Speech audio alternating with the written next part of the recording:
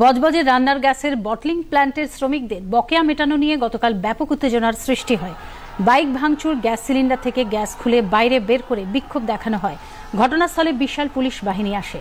Indian অয়েলের bottling প্ল্যান্টে loading আনলোডিংয়ে প্রায় 3 বছরের টাকা বকেয়া ছিল ড্রাইভার ও খালাসিদের। সেই বকেয়া মেটানো নিয়ে বৈঠক চলাকালীন ড্রাইভার ও খালাসিদের মারধর করা হয়। তারপর খালাসি ড্রাইভাররা রাস্তায় নেমে বিক্ষোভ দেখায়।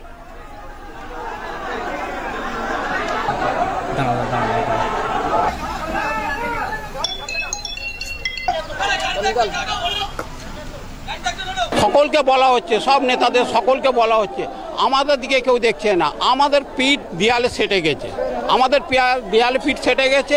তো আমাদের বাধ্য, আজ এক সপ্তাহ হলো 3 বার মিটিং হয়ে গেল, কোনো নেতা আসছে না, নেতারা উঠে চলে যাচ্ছে। পয়সার ব্যাপার, পয়সাটা দিলে তার কোনো সমস্যা হবে, অনেক পাবো, অনেক। একটা ড্রাইভার হেল্পার 1 লাখ টাকা বেশি পাবে।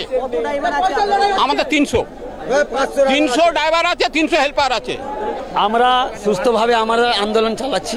আমাদের যেটা আশা সেটা পূরণ হচ্ছে না, খালি ঠকানো চলছে। আমরা যে পয়সা পাওয়ার কথা সেটা আমাদেরকে ভুলভাল বুঝিয়ে দেওয়া হচ্ছে। আবার উল্টো আজকের আমরা যখন আবার এসে সবাই ড্রাইভার এক জায়গা হয়ে কথা বলবো, দেখি হট করে সব তোড়ে লোক আসতে যাবার।